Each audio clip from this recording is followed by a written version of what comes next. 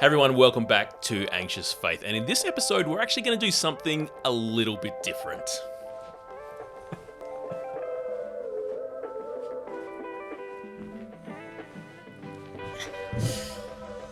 Alrighty, in this episode, I'm on this side for once.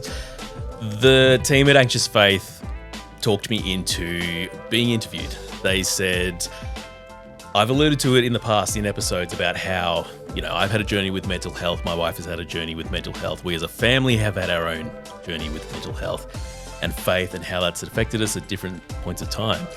But I've never told our story, which kind of is the background that led to the creation of Anxious Faith as it is. So this episode, Stephen, part of the Anxious Faith team, has very kindly agreed to interview me.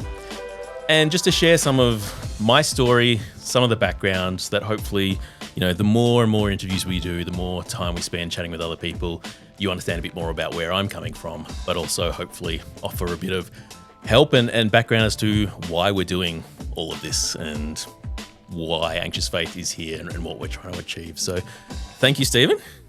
I'll let you take it away. Thank you very much. We've turned the tables. Or just walked around. Walked around. Yeah. Although a rotating table could be fun. Yeah, you could. It's like when you go for Chinese and Chinese, the lazy Susan in the middle. Sum? Yeah. Dim sum. Dim sum, yes. You move around, that's very fun. I haven't done that for years. So we have turned the tables on you. We thought it would be just a wonderful opportunity to kind of hear your story. Because as a team, we know that Anxious Faith is not just kind of a work thing for you. Yep. This isn't just what you do as your job. This Yeah. is something that you have a kind of a very strong personal connection with. So we're excited to hear your story and hear how the Lord has been working in your life and how Anxious Faith has come about. So just to get started, where did Anxious Faith come from? Yeah. Anxious Faith has been an idea that's been in my head for nearly 10 years now, I reckon. The reason that is because my wife has an anxiety disorder that she's had for most of her life, which I knew about when I met her. It's been part of our relationship dynamic since day one. But over the years, we've handled that both individually and together as a couple to varying degrees of success. And there's been plenty of times where it's been a real struggle and a real slog.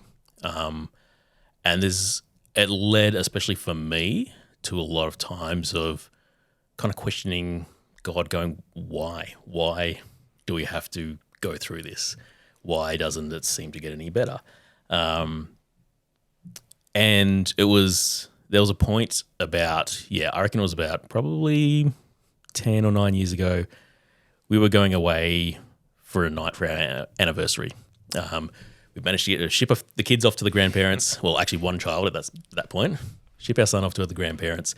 We were going away, and it was an opportunity for us as a couple to actually talk. We had only a 2 or 3 year old at that point kind of thing. So time to share and chat uninterrupted was often few and far between. And we were reflecting a bit on how we'd gotten through the previous few years since our son was born, which had been its fair share of difficulties. And the year that had just immediately preceded that trip away had been probably the hardest year we'd faced as a couple to that point. And I remember thinking as we were driving that there has to be a reason, but I don't know what that reason is.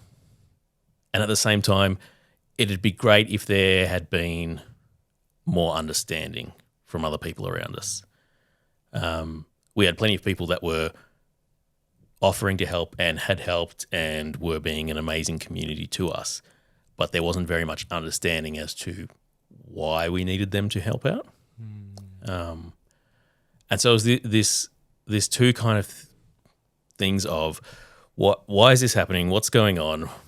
And also how, I wish there was someone that knew more about this, that was talking about this a bit more.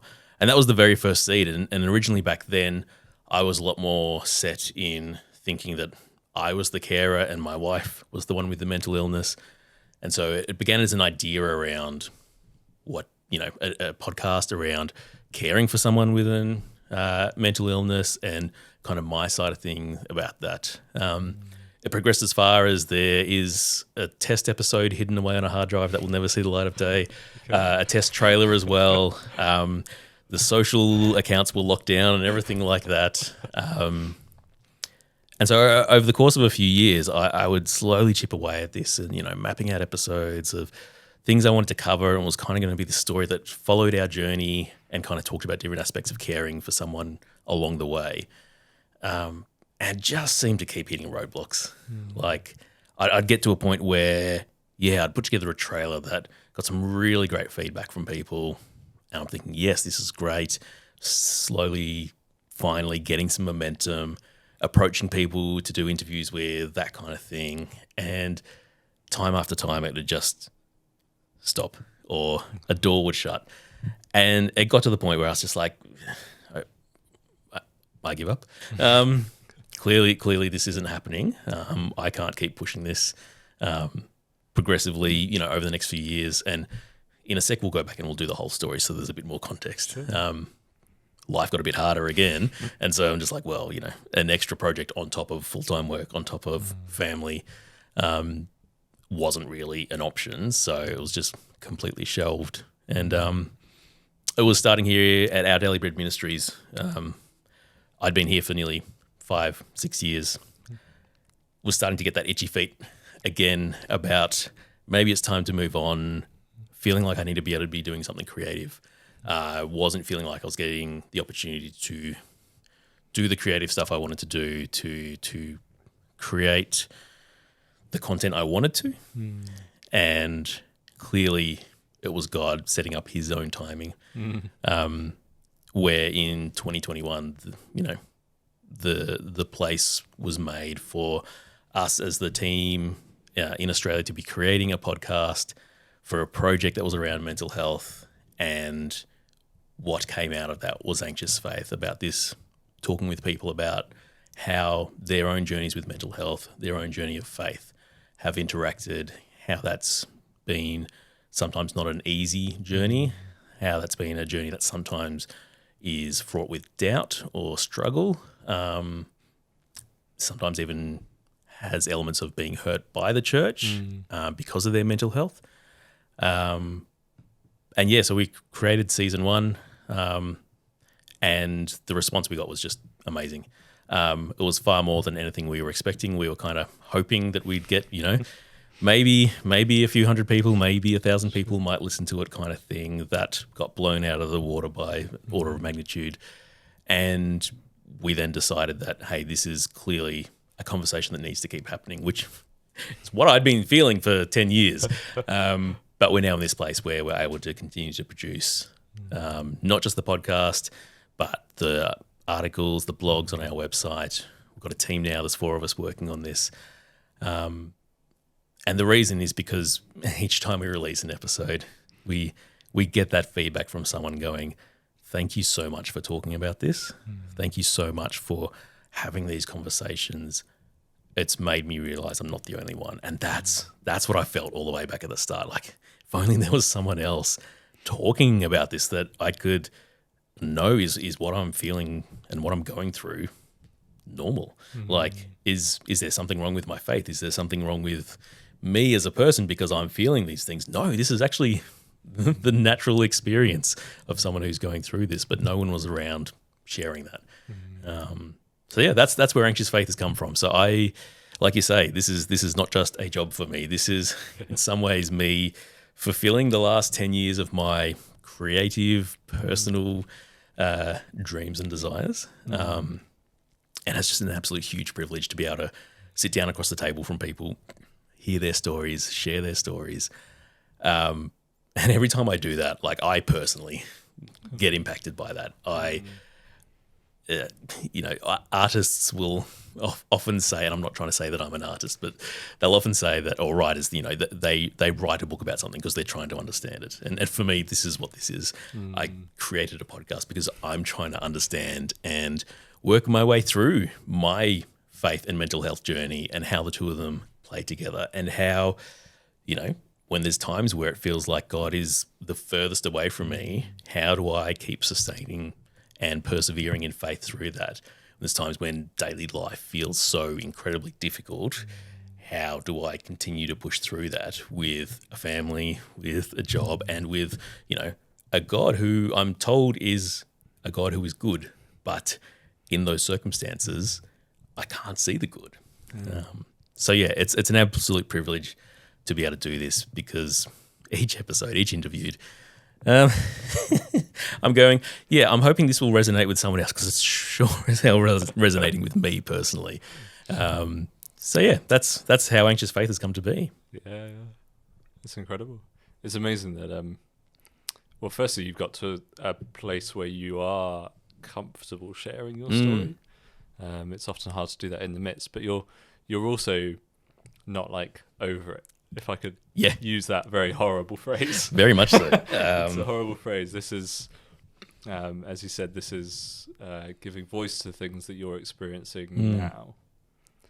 This is not you as a sage sharing, this is what I got through and I worked through, and this is what I've learned. Actually, you're still working through this now? Yeah, fair to say? Very much so. I'll go back. I'll start at the start. Yeah. Because I think that will help us understand why, even after 16, 17 years, this is still something I'm wrestling with. So growing up, mental health was nothing that was ever really talked about. That was kind of the way it was culturally even. We didn't talk about depression. We didn't talk about anxiety or things like that. We just, we knew of them as concepts, but we weren't things that we talked about or were even told to watch out for or things like that. So to me, people with mental illnesses were those crazy people that we don't hear anything about and we want to try and avoid. We don't have anything to do with them. No one in our family had struggled with any kind of mental illness. And so it was one of those things where it was just a completely foreign concept or a completely theoretical concept to me. I met my now wife, Beth. We met in 2006. And we met in a way where I knew her before we actually started the relationship. And she had been quite open with the fact that she has an anxiety disorder. And she's had it for most of her life. Like she can pinpoint it back to as a 3 or 4 year old kind of thing. That's when it kind of started showing up. We're now in our mid to late 30s,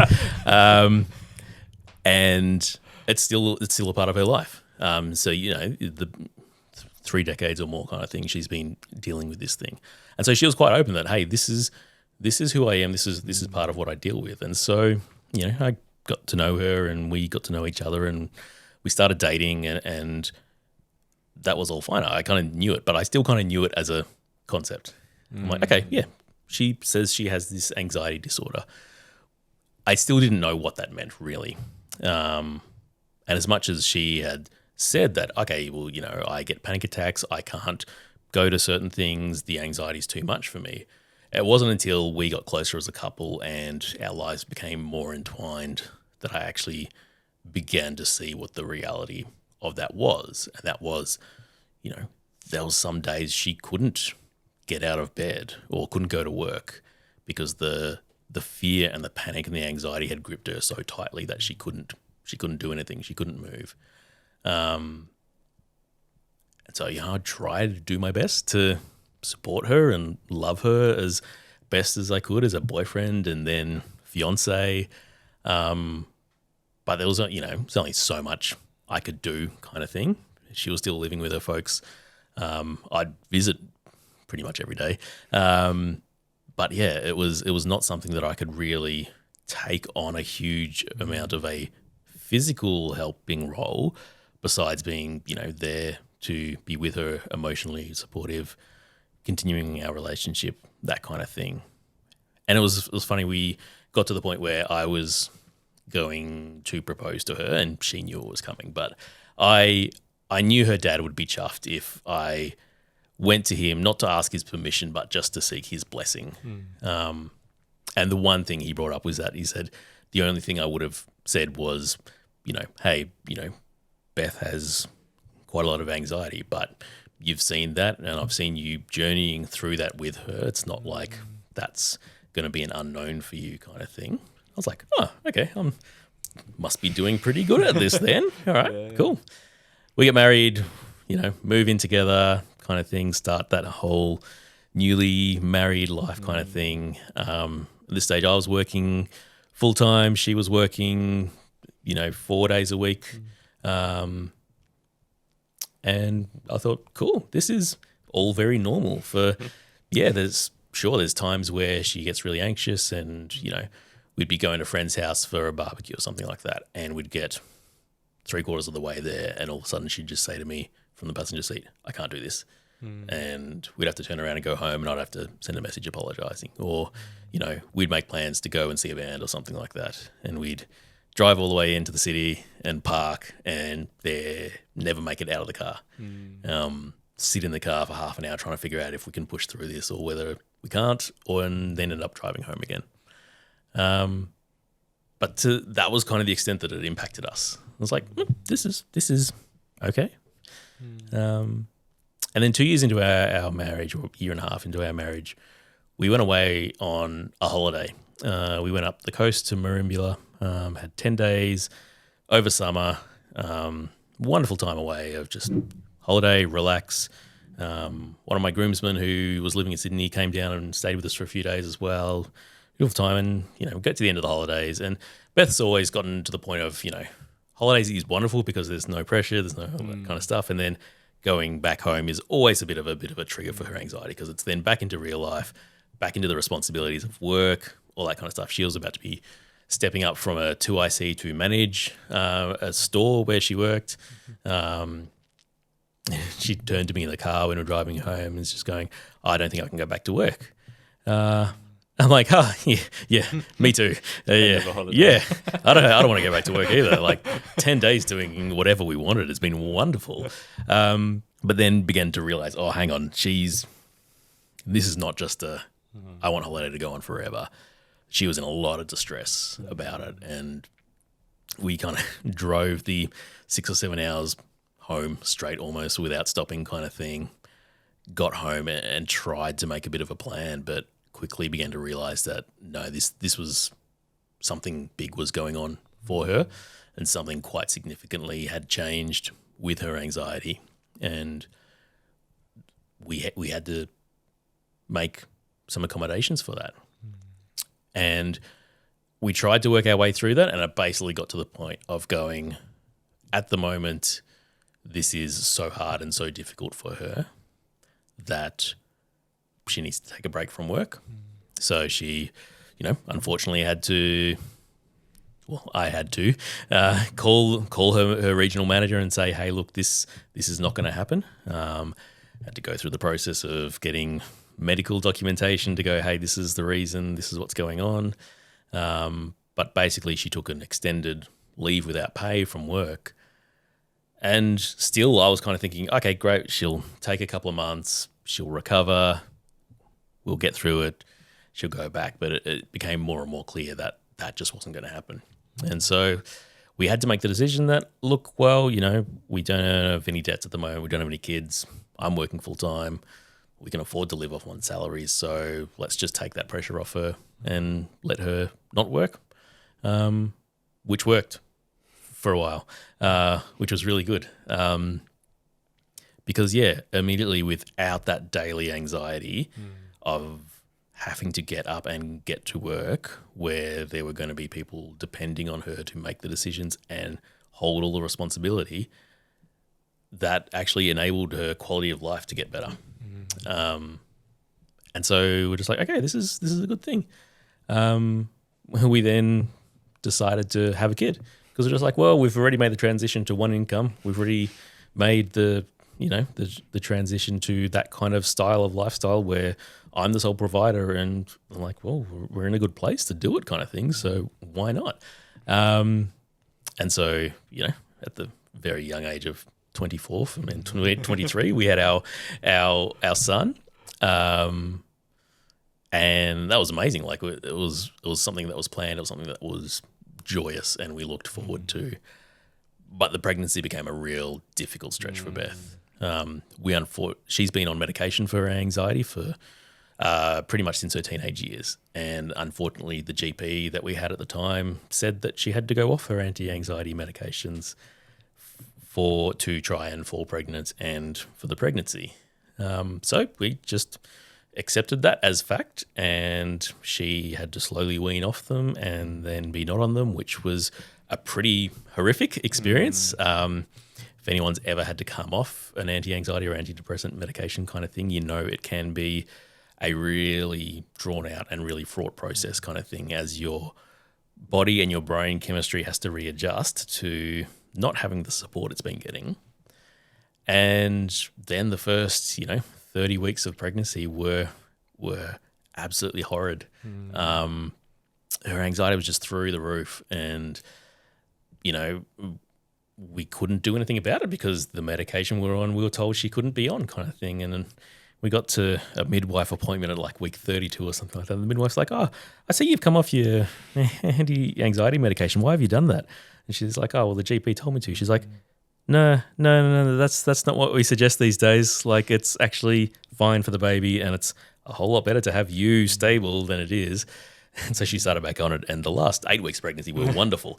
And it was just one of those things just going, oh man, again, this is like, there was just no one telling us this information. No one that was able to guide us through any of this. And so we just kind of went, oh, well, you're the doctor, you're supposed to know what is best for us, kind of thing. He's obviously just a GP and not a obstetrician or anything like that, so hasn't kept up with what medications are safe and aren't safe and all those sorts of things. So it was good. And at this time, my work was at a place where it was incredibly supportive and open. I was able to work basically full-time from home. And this is 12 years ago, when that was a very uncommon thing. I worked on a magazine. I was doing the photography and the layout for it, kind of thing. And so I was all assignment-based or deadline-based. So, for 2 weeks of the month, me and my editor, he worked from his home, we'd be sitting around twiddling our thumbs. Waiting for stuff. Waiting for stuff to happen, waiting for submissions to come in from people that said they're going to write articles, that kind of thing. We'd get to the point they'd lock in, I'd go out, do the photographs, do all the photo assignments with them, kind of thing, come back, do the layout. The week of deadline, we'd work probably, 90 hours that week, kind of thing. But it made up for the other weeks of the month. And it was fine because we'd just do that at night. And, he had young kids as well. So, we'd work during the day. We wouldn't work from, say, 4 p.m. till about 7 p.m. As he got his kids into bed and all that kind of stuff. And I had dinner, and then we'd settle in and work for another 4 or 5 hours for the rest of the night.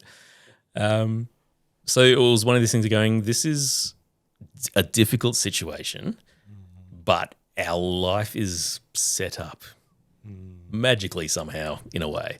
And, we've both grown up as people of faith. We've both grown up as Christians.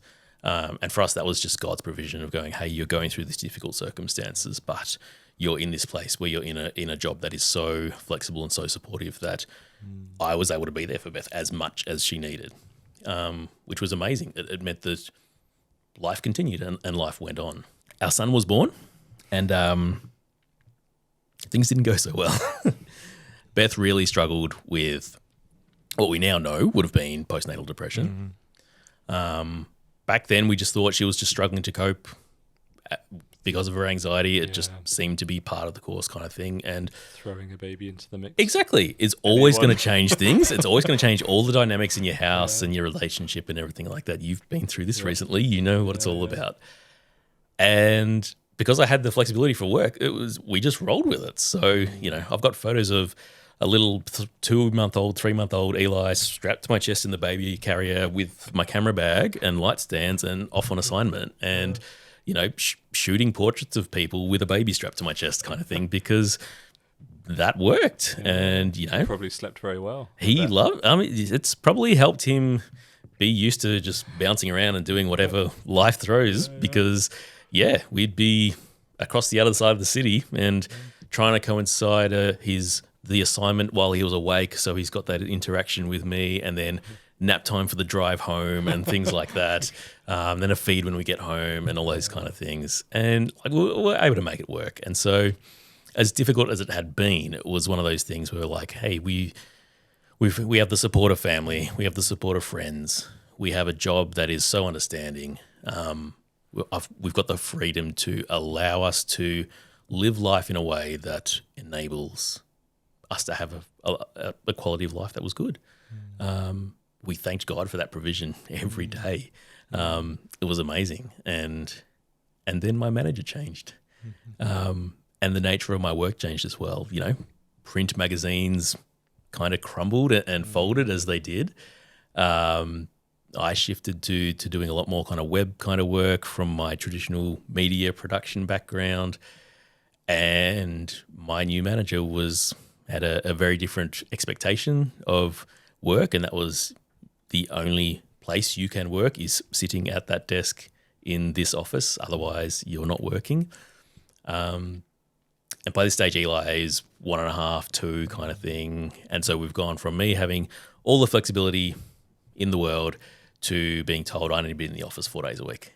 And that space that we'd had that had allowed Beth to kind of get over that postnatal depression period kind of thing, become more confident again, be able to start living her life again kind of thing as well, then just got completely thrown again because all of a sudden it was I'm gone for 4 days of the week from, 9 till 4 or something like that. And she's expected to just handle that, which she at that stage couldn't.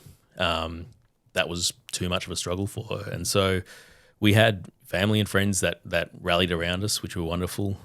My parents would take Eli for, basically a couple of days a week, and he'd have a sleepover at their house during the nights kind of thing. But it went from this is difficult, but this is manageable very quickly to this is incredibly more difficult and not sustainable.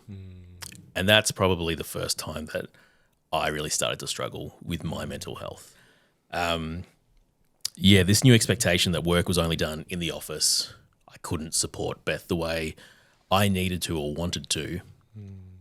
I just felt very trapped and caught in between. I need to be at work because I'm the sole income earner for our family. We need to be able to pay rent and pay bills and buy groceries and all that kind of stuff. But at the same time, this is clearly not working for us as a family because it's putting so much stress on Beth. It's not allowing her to recover in any way. In fact, it's probably sending her backwards in terms of her recovery. And in the midst of that is our beautiful little boy who, to his credit, was just the amazingly most chilled kid and could not have cared less. It's a great gift. It really was. And again, it was one of those things where we're just like, we are just so incredibly grateful that God gave us a kid that was that natured. And even by the stage he was in kinder, I would be dropping him off at kinder and going, have fun, bud. I don't know who of these 4 or 5 people will be picking you up today, but one of them will come and pick you up from kinder and say, I'm the one here to pick you up today. And if it's not me or one of your grandparents, you'll be going to their house with their kids until I get home from work. And he rolled with it, and it was great. But at the same time as me struggling with this feeling of caught and trapped, my stress levels obviously just continually grow through the roof. I started to get really anxious about trying to prepare for every contingency. So I'm like, okay, well, if I have to be in the office today, then what's the backup plan if Beth's anxiety is too much for her to handle the day by herself with Eli? How do we go about who's a backup? Who can I call? I know this person works this day. I know these grandparents are working these days. They can't help, all this kind of stuff. Trying to just stay on top of all of that so that there was always a plan, so that I was never put into that position where I'm just like, there's no help. I burnt through all my sick leave, all my annual leave, everything like that at work. I was basically living month to month. I'd accrue almost a day's worth of sick leave, and within the first week of that next month, that was gone again, kind of thing. And we're in this place of just going, okay, this is clearly not working. And I had two really good friends who were really close family friends. Our families were all close together. Beth was close with the two wives. I was relatively close with the two dads as well. And they invited me over one night and said, hey, we need to have a short chat about how we can support you. I'm like, okay, cool. This is fantastic. And that night was probably one of the most difficult nights of my life and my journey, because it became very clearly evident that they had no concept about mental health at all. And a lot of things about, oh, well, look, if you've just got to tell her that she has to do it, or, we don't understand why this is a problem, and it was essentially like, we've kind of offered as much help as we can as a family, and you need to be able to find more support. You can't keep relying on us all the time. If this was my wife, I'd just tell her that she has to do it and there's no choice.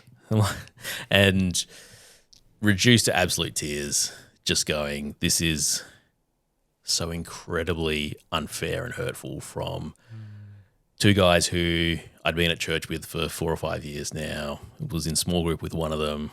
Our families have, our kids have grown up together. You guys have helped support us so much to this point, kind of thing. And now you're basically saying, no, we've done our bit, kind of thing. And it's just you're not stepping up as a husband, or you're not leading your household correctly as the spiritual head of the house should be, and you need to be doing a better job of that, and we can't really help you anymore. And just going, what am I supposed to do with that? Coming to you guys going, hey, things are getting even worse. And the answer is, it's my fault. And we're withdrawing our support was just absolutely devastating. Following along this whole journey at the same time, the whole time since we'd had our son, Beth had the sense that our family's not complete. And I, in theory, wanted a second kid. Okay. I, in all reality, could not see how that would work for us as a family. I was just like, there is the way I feel inside me. I don't think I would survive having the responsibility of another kid on top of trying to support her, trying to look after being the primary carer for our son as well. And that was probably the first time that I'd dealt with any kind of that suicide ideation. And it wasn't that I wanted to end my life, but I was already at such a point of not coping that I'm like, if we added another kid into the mix now, I honestly, genuinely believe I would not cope with that. And I don't know what I would do. Because you're already feeling torn between so many responsibilities and places. And it was around this time where I was just like, what is going on as well? Because Beth's supposed to be the one with the mental illness. And, I was listening to a podcast, and one of the hosts was sharing about and being quite open, 2 or 3 years into a podcast run about how he actually had depression. And this is what that felt like to him. And I'm listening there going tick, tick, tick, tick, like, oh, okay. I feel all those things like on a daily basis. Like, okay, no, it's surely not that. It's just things are so stressful, I'm not coping at the moment, kind of thing. Didn't really want to admit it, but didn't also know how to have that conversation with Beth, because I was supposed to be the one supporting her. And I felt like I couldn't then go to her and go, hey, actually, yeah, I'm ticking every single box of depression symptoms. I I need more help.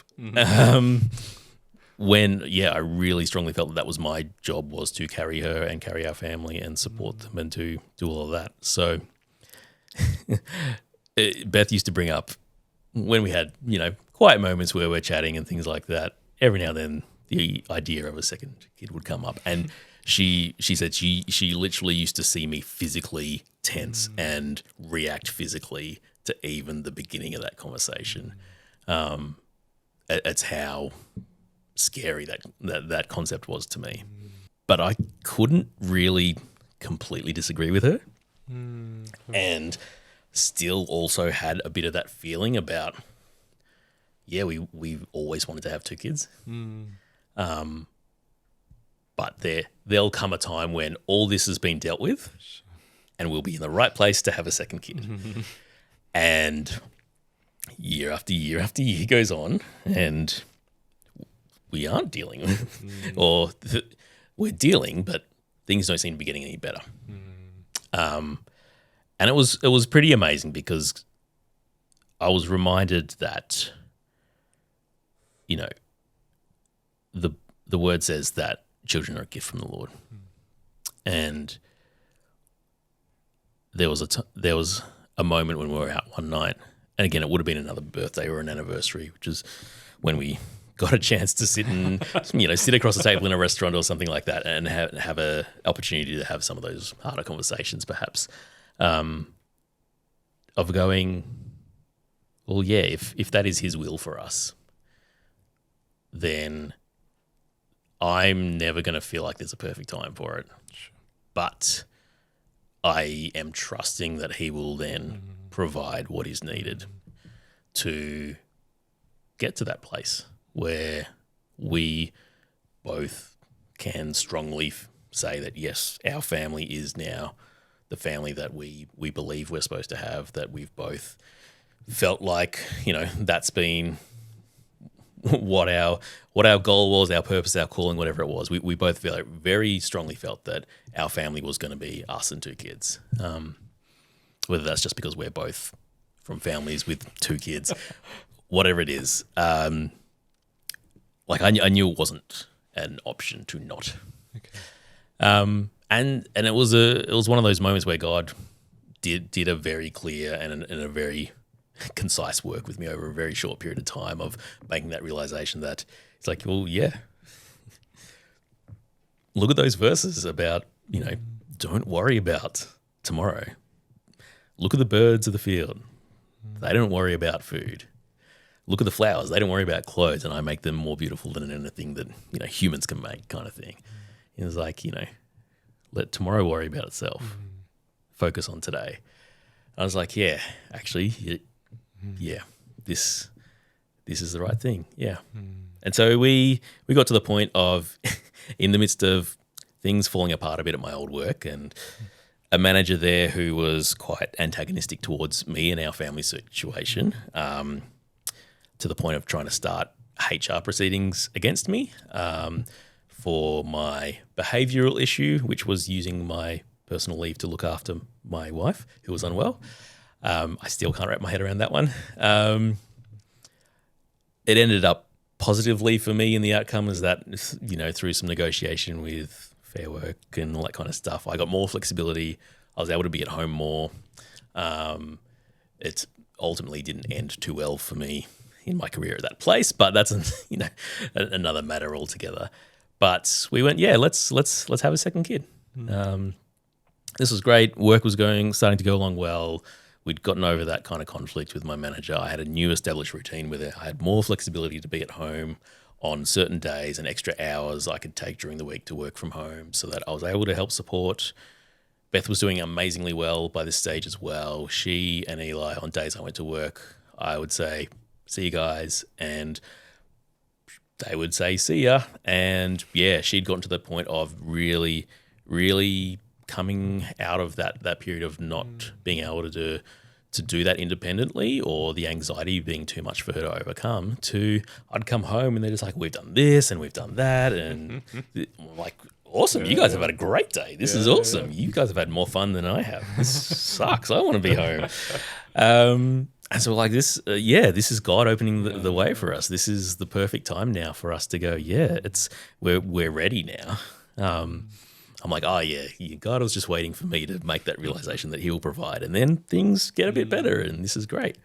And then Beth would have been 3 months pregnant, and it was literally to the day I can recall that the day before she was wonderful. She was coping amazingly.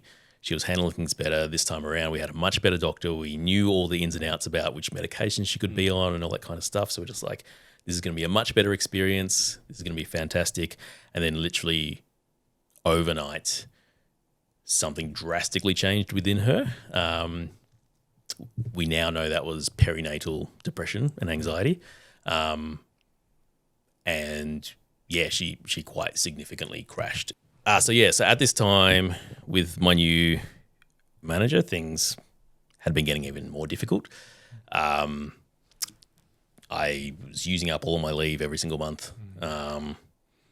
And to their eyes, that was a behavioural issue that needed to be addressed by HR proceedings, which was an incredibly stressful thing to all of a sudden go, I'm now in official HR proceedings about my behavioural issue, which in my mind is like, I'm using my leave to care for a sick family member. How does this fly that you're bringing HR proceedings against me?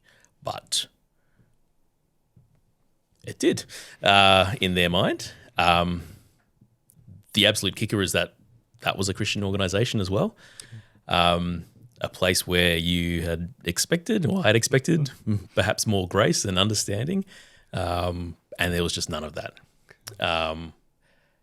So I began to realise that this was all getting too much for me to actually handle, process, wrap my head around all by myself. And I reached out to a counsellor and started seeing a counsellor. Did that feel like a strange thing to be doing? Because up till then you'd been in like... Yeah, I was in denial about my need for it for a long time. Okay. And was still in denial about it when I first started seeing him as well. Because I was like, I need help knowing how to support Beth. I'm going to go and see a counsellor and talk to him about my wife. Yeah. I need to know how I can better... In my mind, it was like, if I go and learn how I can better support her, then that becomes, I know how to do that better. It becomes less taxing on me. I've got more headspace or whatever it is to manage everything else that's going on. You're kind of still assuming I'm the helper. Exactly. Yeah. My wife is the one with mental health conditions. I'm her support. I'm her carer. I don't have anything going on with me. There's nothing going on with me. And it became fair. Well, it kind of became evident to me that, and purely because he would have picked it up within like the first 30 seconds of me walking in the door, that I needed support just in how to actually manage my own emotions, manage my own stress, manage my own anxiety, that kind of thing as well. So as much as he taught me about how to help support Beth, it was very much a, hey, but you can also be doing these things so that when you're getting stressed or when you're getting anxious, this is how you can be doing it. And he was very good, because I didn't realize for a long time that he was actually helping me to deal with my own anxiety. And I could still maintain I am the carer. I am the one that shoulders the burden, and I do the looking after, and that's okay. And I probably had a lot of ego and identity wrapped up in that. In that I can do this. I can do this. And yeah, to be fair, in the early days before we had our son, people used to compliment me on how I could juggle so many things at once and do all these things, and I'm just like, I do this pretty well. It's very much nowadays the duck on the lake analogy of looking perfectly serene up above the water, and underneath they're paddling away madly, just trying to stay afloat. But in seeing a counsellor, I began to realise that what I was dealing with and the situations we were dealing with, both with Beth's anxiety, with a kid with trying to juggle how we best parent and grow and support him, plus a workplace that was then becoming a bit more hostile, a bit more antagonistic around our circumstances, and not allowing us the freedom, or even in not giving us the freedom, but just in trying to go at me for using the frameworks that are in place for any staff member to look after my family. It was just like, this is not like, this is not something normal people deal with. I'm like, oh, he's like, yeah, normal people aren't carrying all these different burdens, so to speak, at the same time. It's actually okay to feel the way you're feeling. And that was a big moment for me to go, oh, okay. This is not a failing on my part, which I think up until then, every time I'd had those thoughts of, I don't think I can ever deal with a second kid. I don't think I'd survive that. I'm clearly not doing enough to support my wife because she's not getting better. I'm clearly not ticking enough boxes in my boss's mind because they're bringing these issues up against me. I'd always internalize them as, I'm not doing enough. I'm doing something wrong. I'm not able to do something to the level I'm supposed to. And for the counsellor to say to me that this is not a normal load.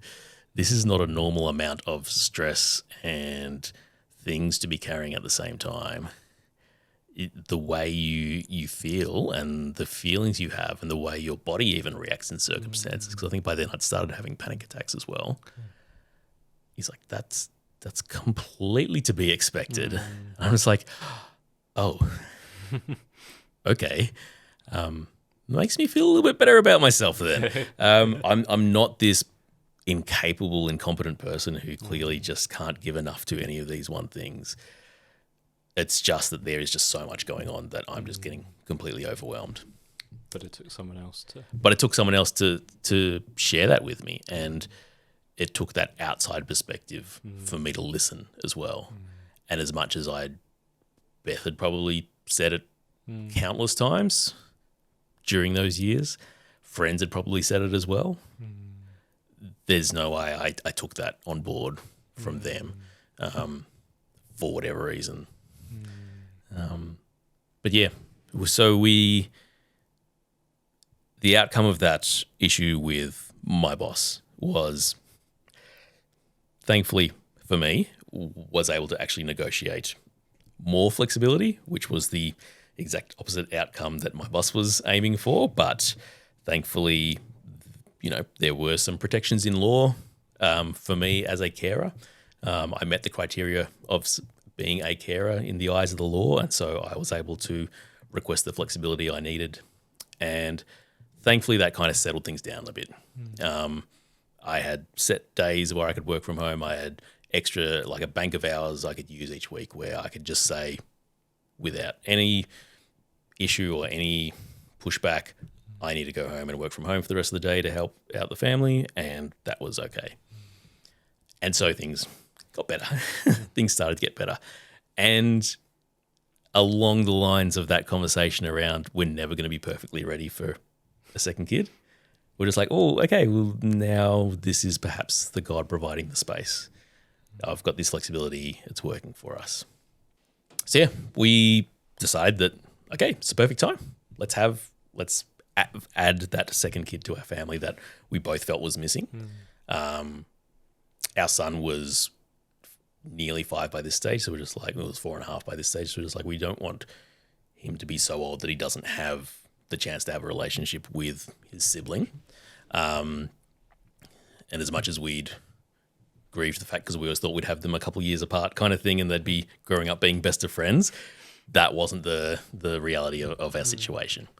But we were in this place where Beth had been coping so much better. We now had this more flexibility from work. We're going, fantastic, God has made a way for us as a family to get to this point where we can do this. And it was to the day where after Beth fell pregnant, it was like the week 10 or week 11 mark or something like that. Overnight, she went from coping amazingly well, having wonderful times during the day with our son and when I was at work and it not being an issue, to the depression and anxiety just ramped up to the strongest she's probably ever felt in her life, completely overnight, without warning, without any kind of precursors or anything like that. And so we're just like, why? We thought we'd gotten to the point of this was the right time and this was God saying this is the right time. And now this. And I really struggled with that because I'm just like, well, hang on. I thought I was doing the things I had to do. I'd kind of submitted myself to you, God, and allowed you to do that work in me of taking away that focus on myself of I don't think I can do this, to recognizing that you are sovereign and you are in control, and so I can let go of those things. And then suddenly... And it seems to have opened up and things are getting better and this is wonderful, and maybe we're coming out the other side of our big, long, to this point, nearly 10-year-old story kind of thing. And then bang, just overnight, the bottom falls out of it again.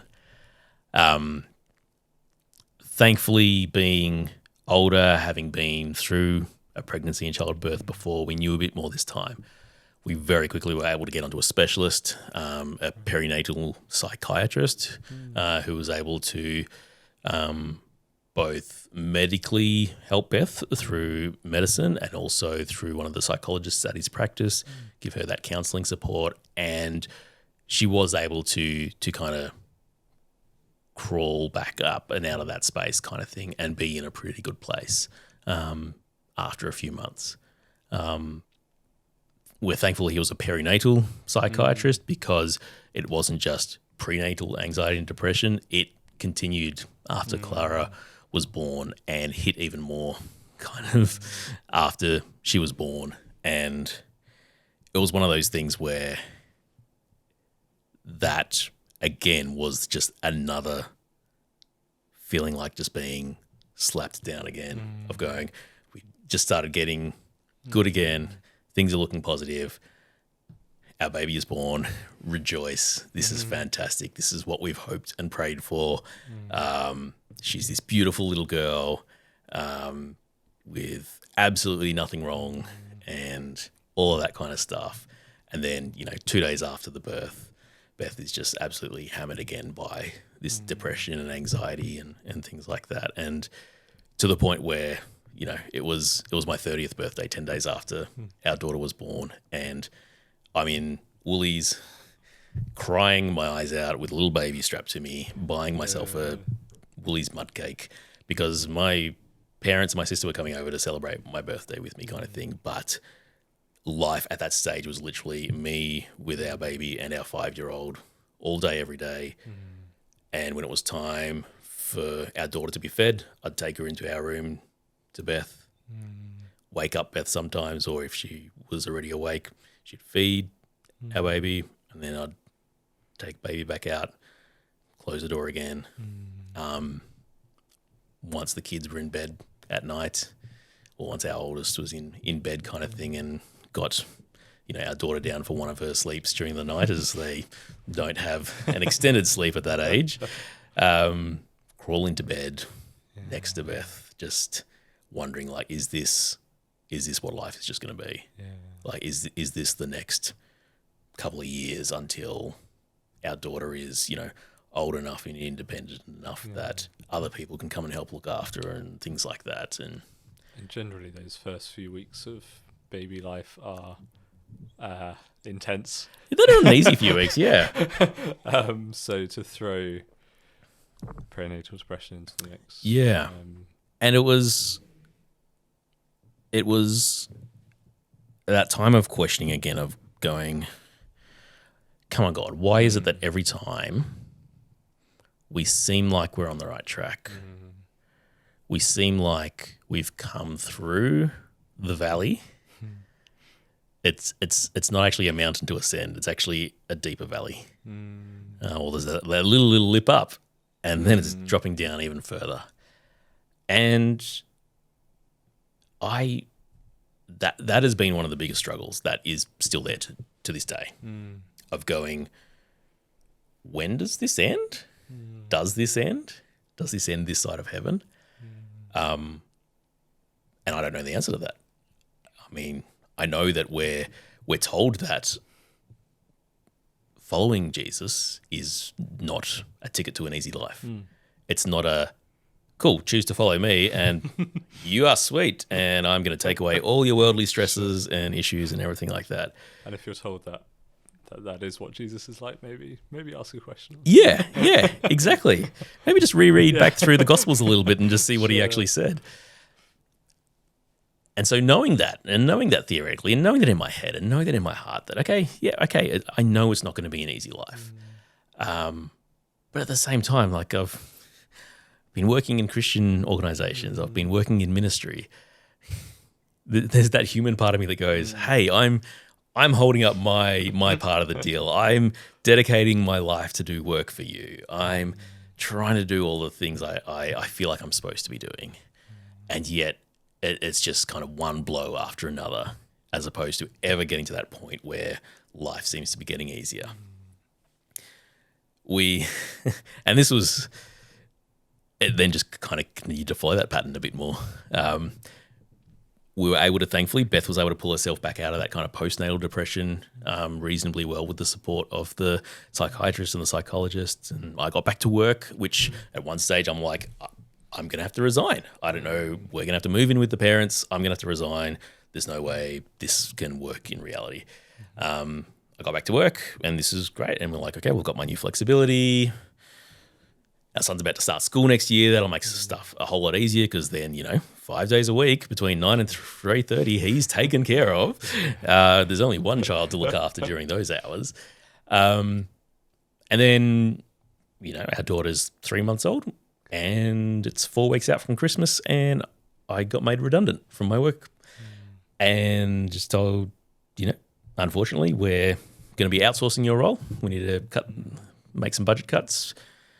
Marketing, communications, usually the first ones on the chopping block when that kind of thing hits. And I was told that, we'll pay you through to December. You don't need to work anymore, but we'll pay you through to the end of the year. And then that's it. And we're just like, not again. Yeah. And all those scrambling thoughts are going, well, hang on now.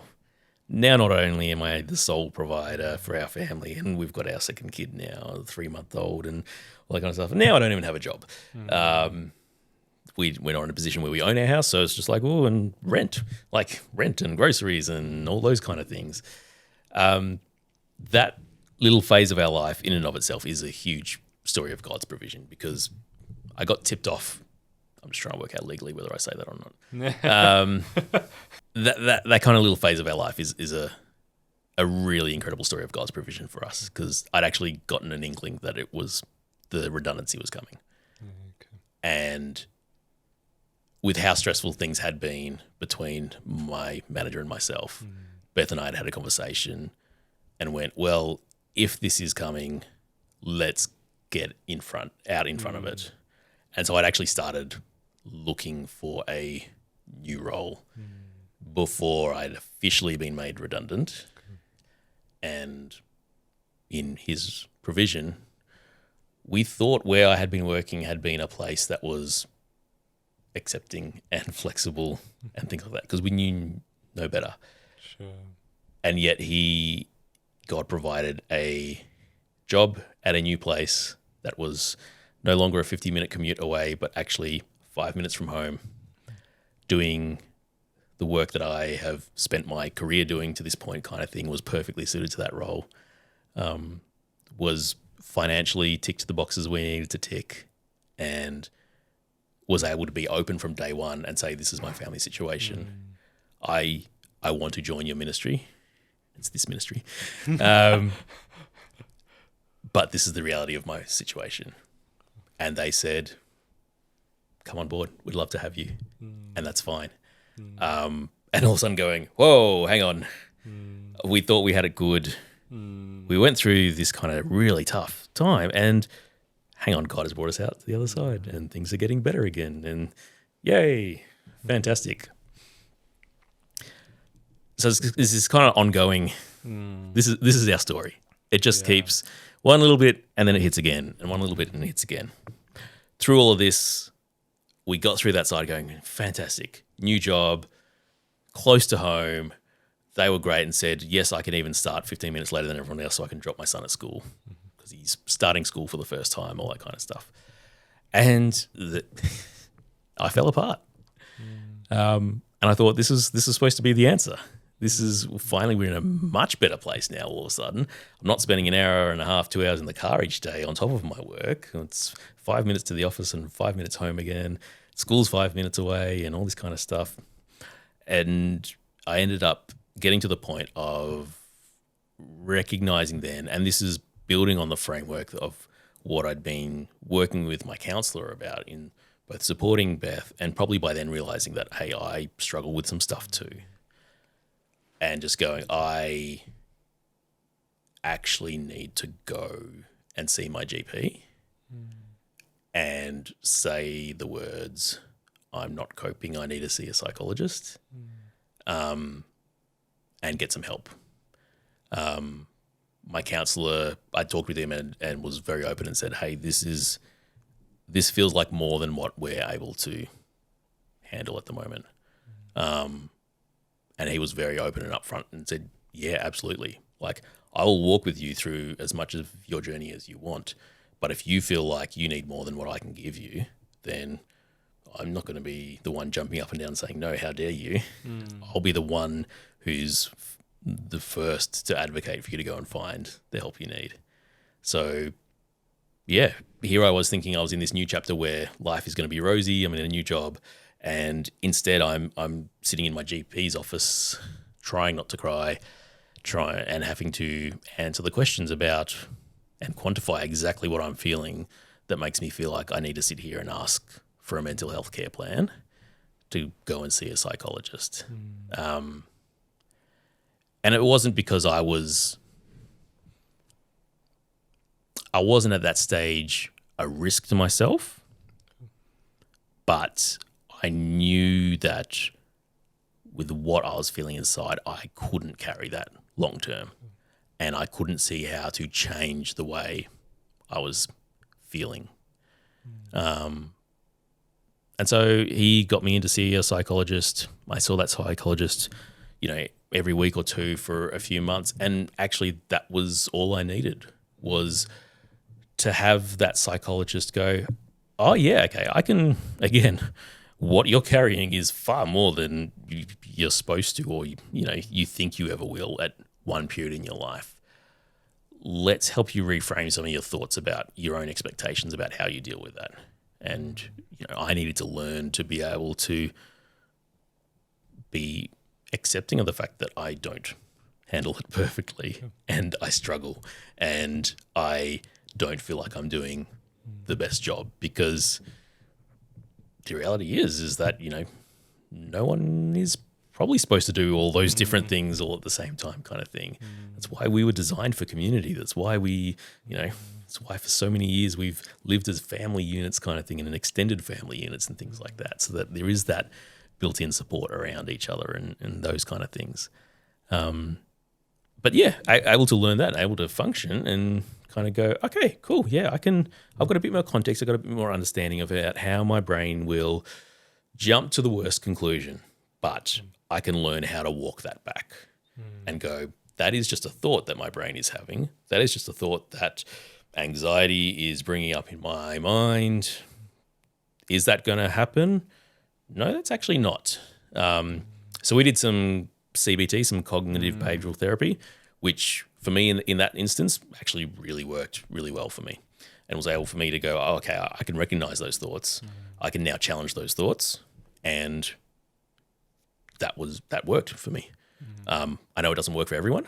I know it doesn't work in every circumstance, but for me at that point, it was obviously a tool that I could add to my own mental health toolbox to be able to use, and it helped me get through. And it got us through that next little period. So you've just started a new ministry? This ministry, yep.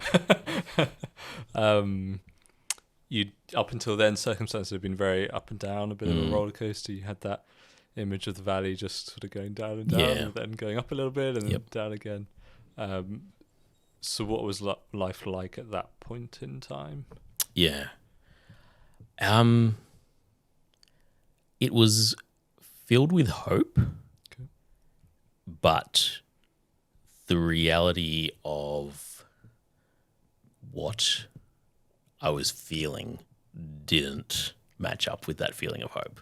Because it was this sense of a new season, a new opportunity with new and additional support, both from a workplace that was a lot more understanding, as well as our oldest being at school. And so they're literally the logistical for 6.5 hours, 5 days a week kind of things. Someone else is responsible for him.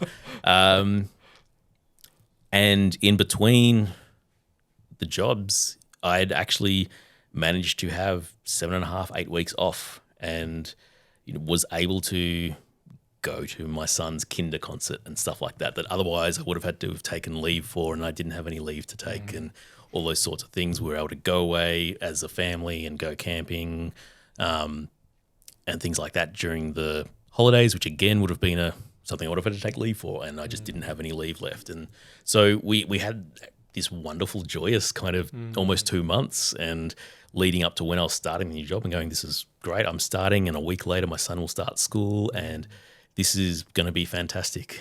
And this is this new renewed season, and Beth's doing better as well, and she's feeling okay about me going back to work.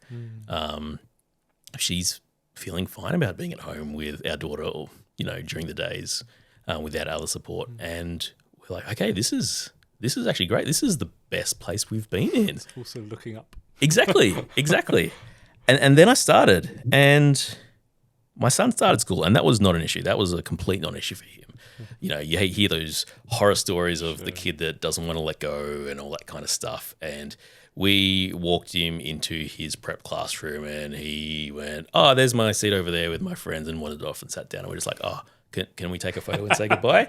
And he's like, okay. And so our first day photo is me squatting down next to our son and Beth taking a photo of it, because he was just set, and he was like, okay, see you guys. I'm like, okay.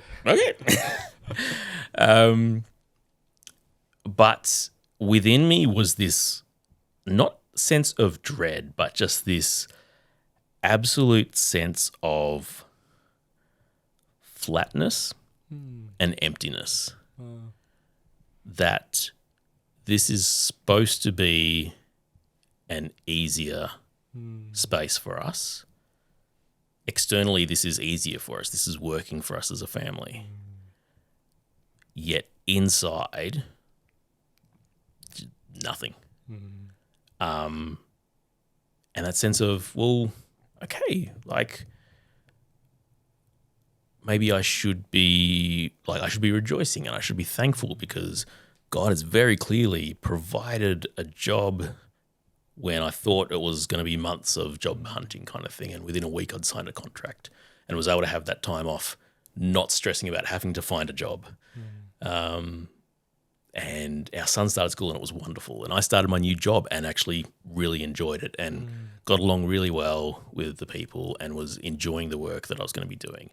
Yet inside just felt dead almost.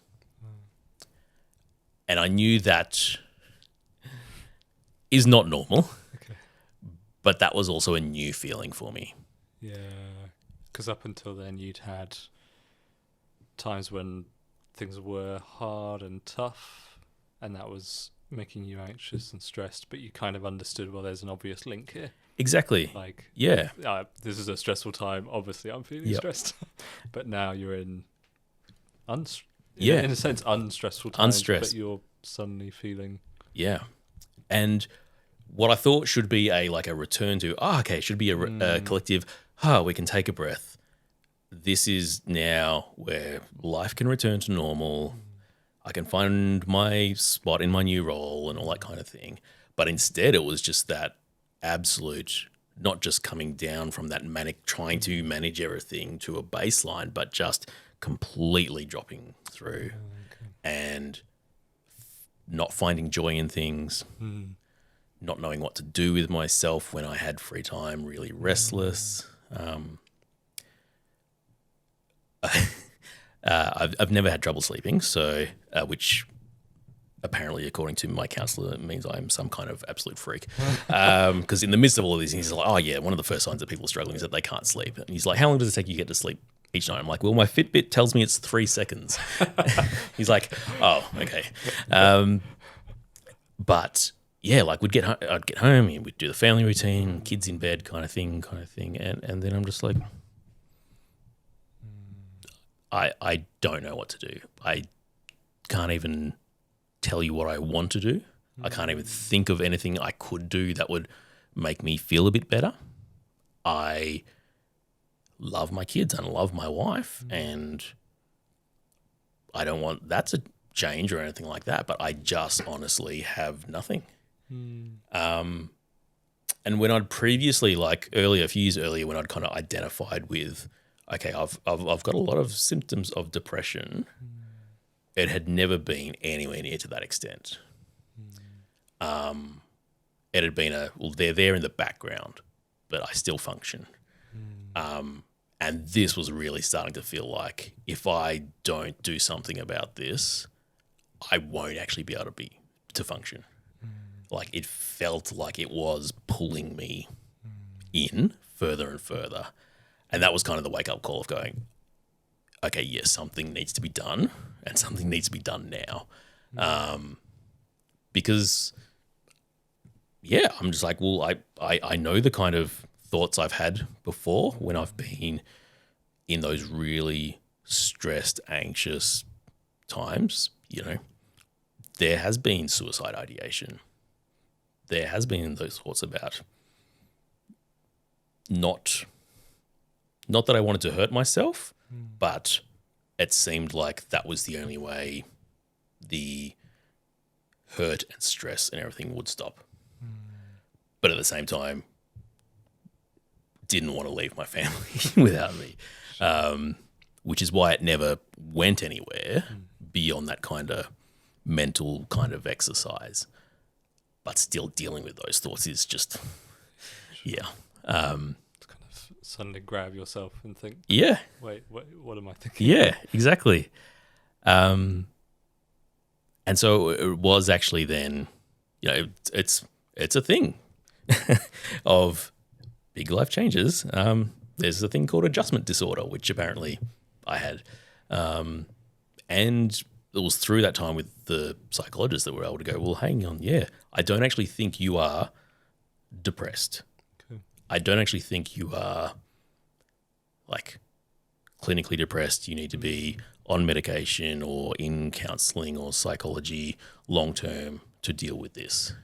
He said, I think it is literally just you have carried so much for so long that now that there has been the chance for your mind and your body and your spirit and your emotions to take a breather, they've just all gone on protest and just gone, no.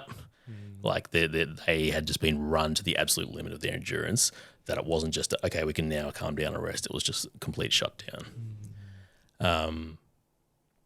And so thankfully, that was then something I was able to recover from reasonably well, because it was just okay, this is the byproduct of all the stress of the last couple of years kind of thing, especially, all culminating in losing the job and all that kind of stuff, and then everything like that.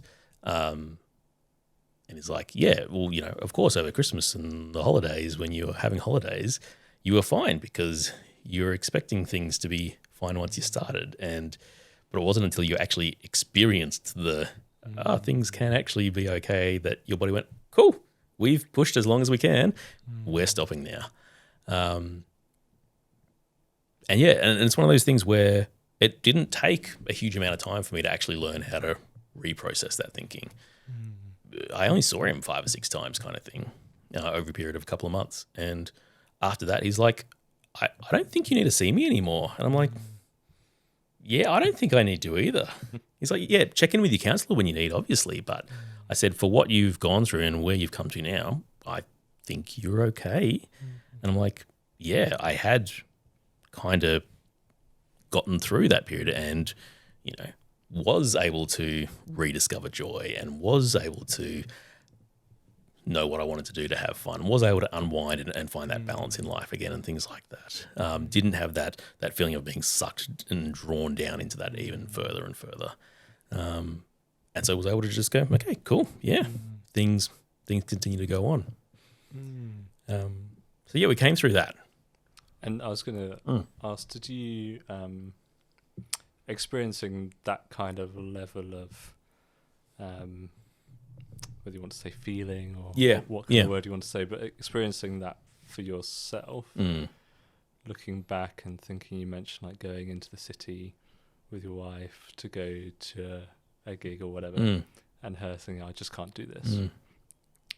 Looking back, did that help you experiencing that, understand what maybe she was experiencing, that like almost despite good circumstances, these challenges can still present themselves? Yeah, 100%. That was probably, as much as I had kind of gone, I struggle, I see a counsellor, yes, I'm learning some stuff. That was probably the catalyst that actually probably made me realise I've got my own mental health stuff to deal with beyond just caring for someone else. And that, when it became if I've felt this, that makes so much more sense about how that circumstance in the past played out. Or because all of a sudden I've been in that place and had that feeling of, someone suggesting, hey, let's go and do this. And there just being this absolute panic inside me going, no, that's the last thing I want to do. Despite it being something I would have normally wanted to do. Yeah. Let's go and see some of our best friends. And in my body, I'm just like, run. That very much that flight or fight. Yeah. And it was the flight response of, I don't know why, but my brain is saying that's a dangerous situation that I've got to run away from. And it really gave me a whole lot more empathy for Beth and what she'd been through, and really helped me to understand a lot more where that had. And that we can experience these anxiety or depression or other conditions, whether life is stressful or not. Obviously, stressful times contribute to those things, but sometimes we can just. It's almost. Maybe it sounds too simplistic, but it's almost just say like some of these things could just be biological, and we can experience these things in a moment, despite everything else being good. Exactly. And I think, did that help you also then relate not only to your wife but also to other people? Yeah, and it's one of those things where, to kind of bring it back full circle to where Anxious Faith came from, was that realizing that if I've been able to get to this point eventually of realizing what the reality was like, yet even with... if I've been able to get to this point of realizing what things were like for Beth, it's taken me, by this stage, 12 years and only myself kind of hitting rock bottom, so to speak, or the lowest I've hit in my own life, for me to actually make that connection. Why wasn't there someone that could have walked through that with us, that was willing enough and open enough to say, hey, you're going to feel a lot of stuff, even if you are just the partner of someone that's going through it. You're going to feel some feelings that you're not going to like at all, and you're going to hate yourself for feeling these feelings. But that's actually normal. And just the fact that you've had those feelings doesn't mean there's anything wrong with you. It doesn't mean there's anything wrong with your relationship or anything like that. But that's actually just normal. And the parallel of that, or running along at the same time, was the faith side of things as well, about going each hit after hit after hit made me go, God, why? Like, what is the point of this? Why do you keep doing this over and over again? I remember in this kind of time where I was about as low as I was, Beth and I were praying one night, and she was getting really teary as she was praying, because she's like, I get a sense that you're only just hanging on. And I kind of said to her that what it feels like is that, you know, if we're coming before the throne of God, when we come to him in prayer, I am just here, curled up in a ball, unable to move, unable to speak. I'm here, but that is literally it at the moment. I can't even say or articulate what I'm feeling, because I just feel like it's just been hit after hit after hit, and I don't understand why. And like I said earlier, like, yes, it's not going to be an easy life. We're not promised an easy life by following Jesus. But at the same time, I'm just like, what is the good that comes from this? How is this seeing you glorified in my life, God? Why am I having to deal with these thoughts about where, in my mind, the only way out of it was that if I was not alive anymore, how does that help me lead my family? It will be, you know, the spiritual leader in my household, or, you know, work in ministry and things like that. How does that help me know you more? And this is where what you said about I'm not out the other side coming back and saying this is what you do, is because that's what I still wrestle with on almost a day-to-day basis. God is there. I know he is good. I know that my inheritance is in heaven. But at the moment, it doesn't look easy. Yeah. And without going into the years since then, I don't know whether this is just what life will look like for the rest of my life, of, you know, one challenge after another. I enviously look at friends that seem to have their lives all together. And sure, some of them probably are dealing with stuff under the surface, but also there's some that I'm close enough with them going, no, you've actually got a pretty easy life. And why? How is that fair? Like, why do I have to keep getting hit after hit after hit and struggle through it and just get through it? And then another one comes and things like that. And I don't know what the answer is. And that's why I made the podcast, because part of me was just like, I need to somehow know that I'm not the only one going through that, so that I can know that this is not something wrong with my faith or something wrong with me. And that was the biggest thing that came out of season 1 of this podcast, is not knowing what the direction was going to be or what we were going to cover. I interviewed all those people first for, you know, between 2 and 5 hours each person kind of thing.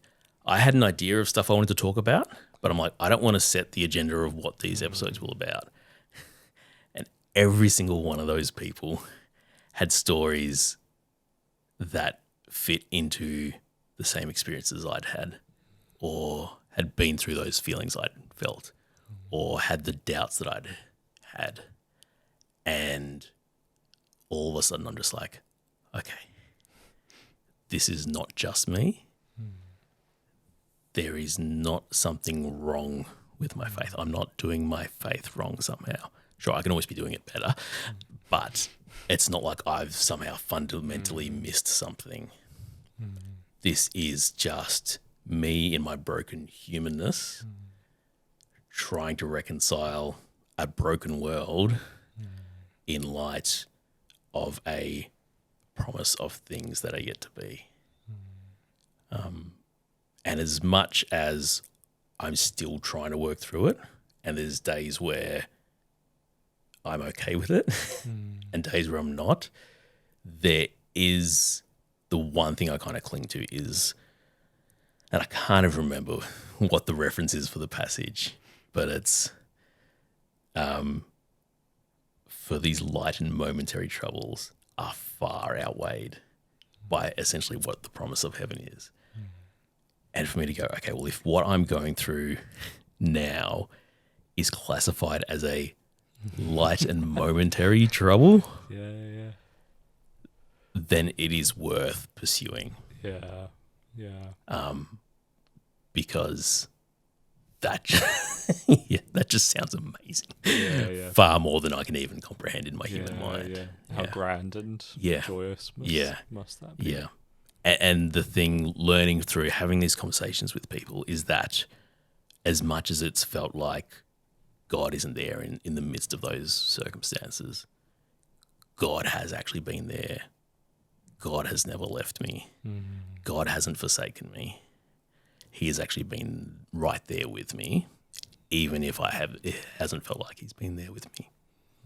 And so that's where continue to push on, even if the day-to-day doesn't get any easier, even if there's not the grand life is now happy and easy, there is still that hope and that reason to persevere.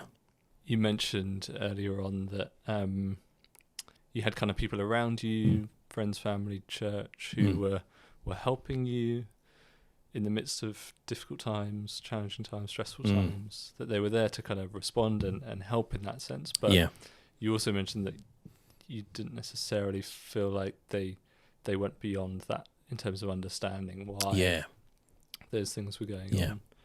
It was that disconnect that really struck me of these people clearly love us and they're going out of their way week by week to have our kid, to pick him up from kinder, to being able to me to drop him at their house because I have to get to work, and then they take him to kinder later.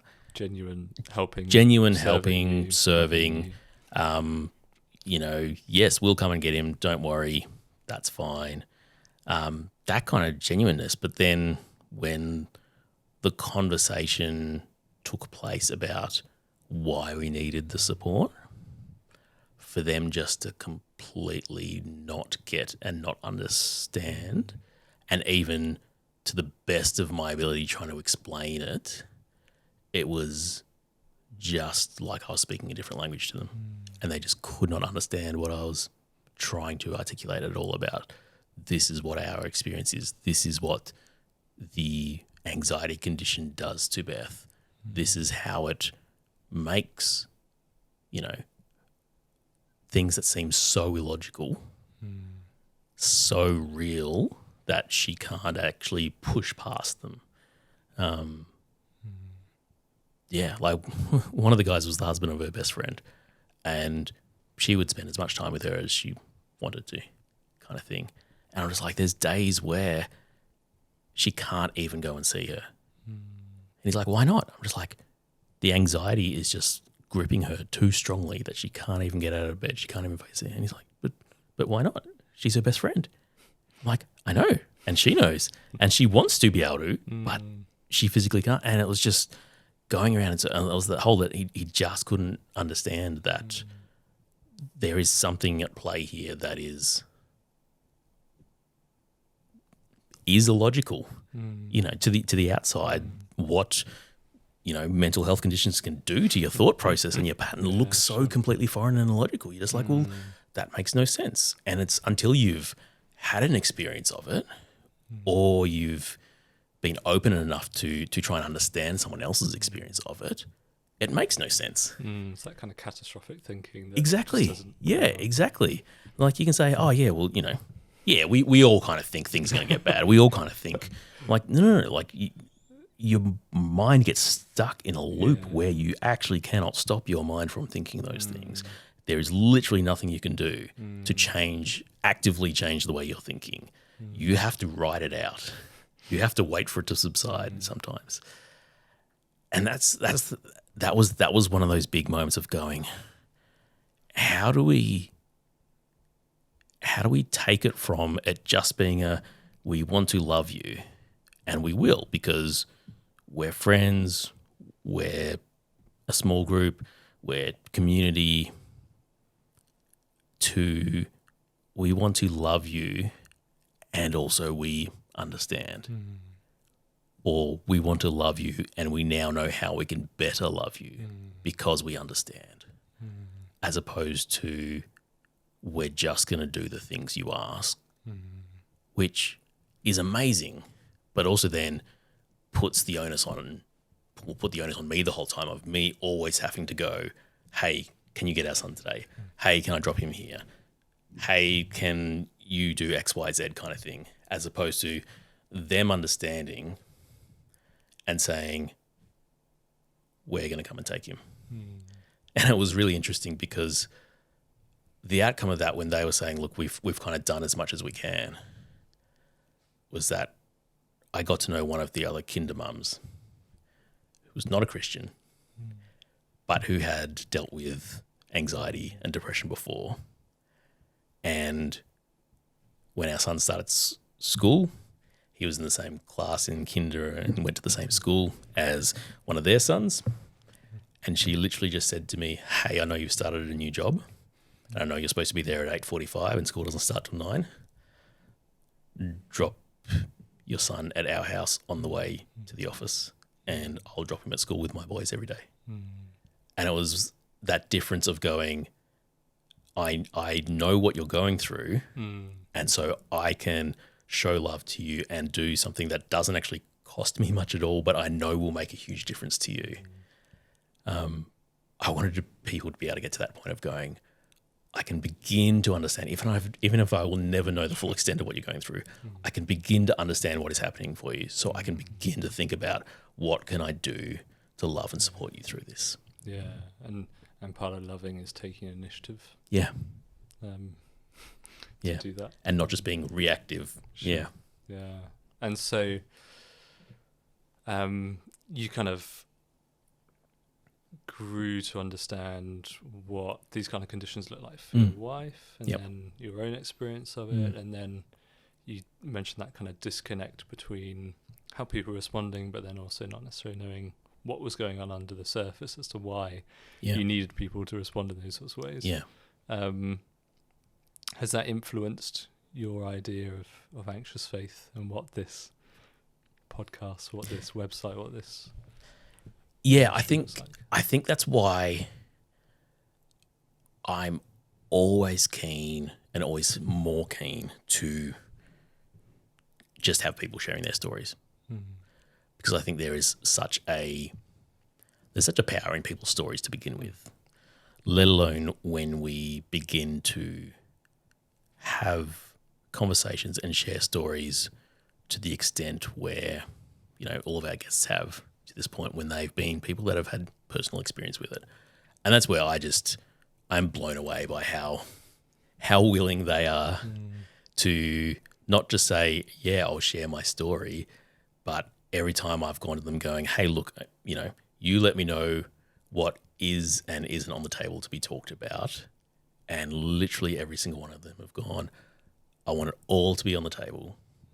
I want more and more people. I want anyone who wants to listen to know what the reality is like.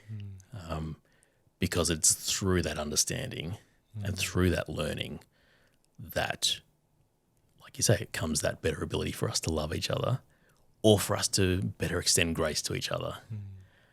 We have friends now that we know we can have them planned to come over to our house for dinner, and Beth will be in bed the entire time because she's having a bad day. And they can arrive and I can say, sorry guys, Beth's having a bad day. And we still have dinner. We still have a great time. There is no kind of, she wouldn't get out of bed for us or anything like that. Yeah.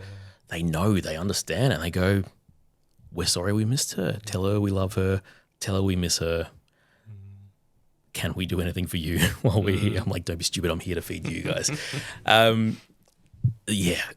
having that openness and those conversations where we can just lay it all on the table, because I've been the direct beneficiary of that, of saying, this is our circumstance, this is what we're struggling with, and people going, oh, cool, I can help with that. Oh, I would never have had the guts to come and ask you to do that for me. But because you saw our situation, because you knew it, you said, I'm not even asking, I'm just coming to do that for you. Just makes such a difference, and is so much more what I believe of what that call to love each other is, to love your neighbor as yourself. The things that you would do in your own life to make your own life easier, if you can see that in your neighbor's life, you can go and do it for them and show them that love in that real practical way that then gives them that continued hope, even if they're in that darkest point, going, oh, hang on, I can't see how this is anything good, but hang on, if these people are still doing all these things, they're still loving me and they're still sticking with me, surely there is something in that. And that love sustains us through, even when we feel like God is distant. We think God's distant, but God's actually there in all those people doing those things for us.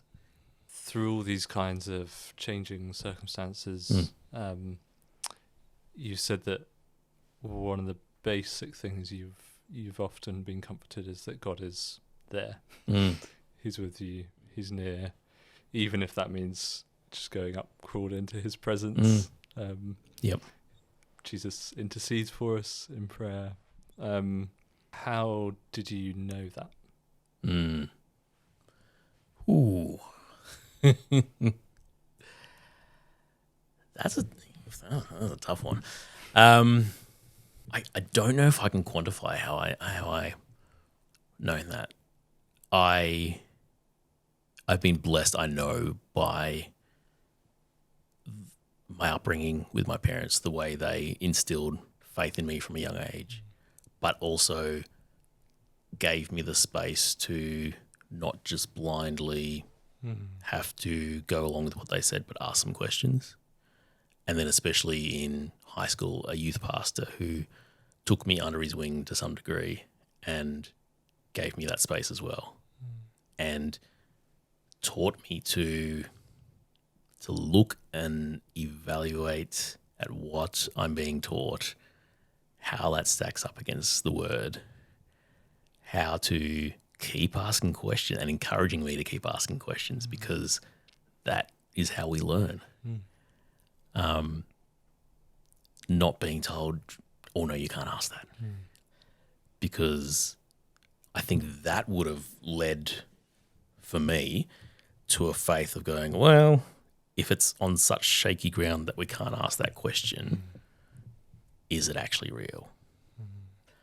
But through my own experience of going through, and this is probably how I know, is through everything I've been through, being able to look back and see his hand through all of that, to see how when I felt he wasn't there, he was, and I can now see how he was providing for us in ways that in the midst of that, there was no way I'd ever be able to see or claim that that is God caring for me or providing for our family or anything like that.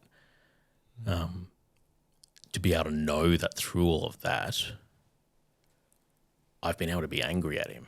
And I spent a lot of years angry at him, and there's still times I get angry at him. Less so now, which is encouraging to personally have recognised, and to be able to cry out to him and go, what are you doing? And to have had that foundation to know that I'm not the first person to do that. There's a ton of people in that book who asked those exact same questions and cried out with as much passion and wanted to curl up and die because they were sick of it, but had the freedom to be able to express that to God and still retain a belief in him and a faith in him. And so having that space to know that I can doubt. Like, because I doubt doesn't mean that it's not real or that my faith isn't strong enough. because I ask questions and try and figure out how all this plays together or why this is going on.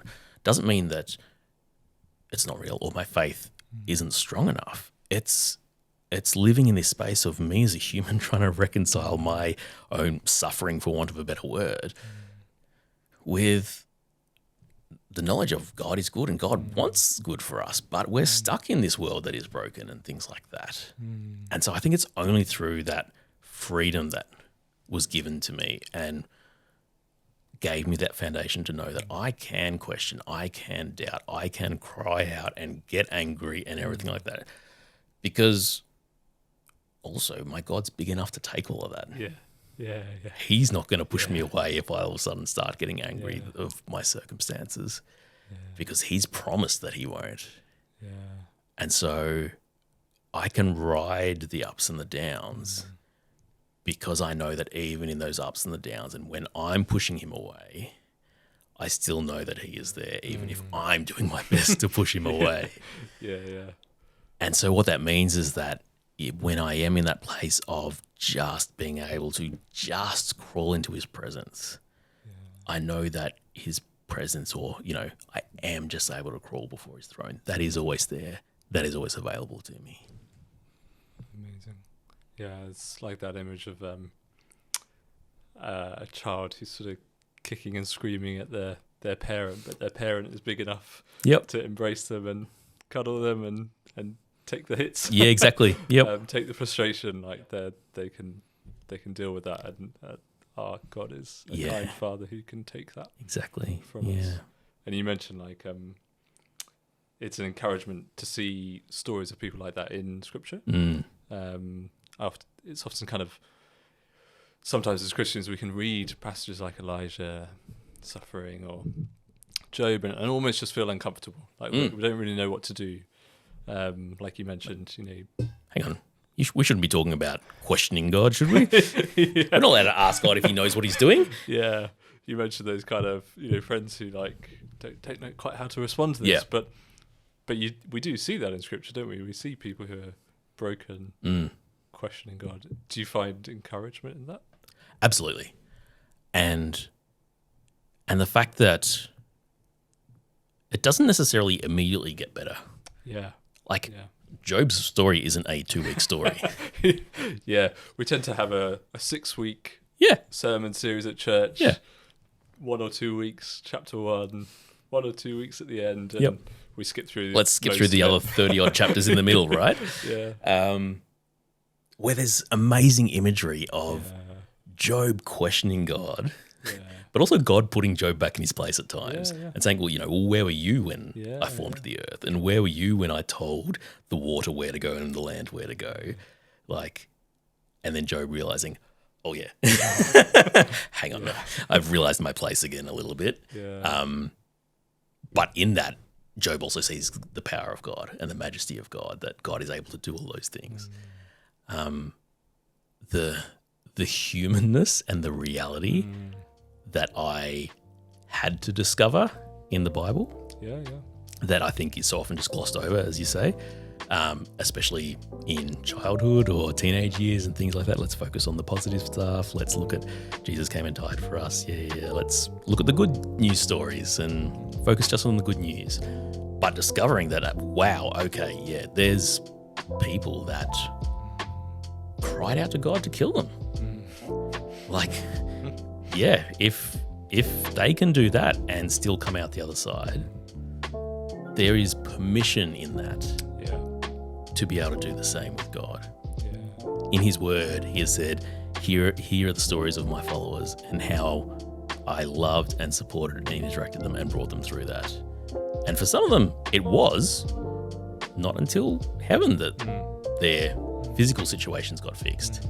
But the permission is there to cry out and to feel my human emotions, because he is the God who just wants me to come to him, whether that is full of joy and singing or out of desperation. Yeah, because the Lord is near. Yeah. And Matthew 28, Great Commission, we always hear it quoted in church, but I think I sometimes miss that promise that I am with you to the end of the age. Yeah. He is with us. Yeah. Indeed. Thanks so much for watching. We hope you enjoyed this video. If it was helpful or encouraging, we'd love for you to drop a like on it and share it around. You can see way more content on our website, anxiousfaith.org, where you can listen to each episode of the podcast, find more resources, and read our blog all around mental health and faith. Be sure to also follow us on socials via the links in the description and subscribe to our channel so you can be kept in the loop when we're dropping more content for you. Thanks so much, and God bless.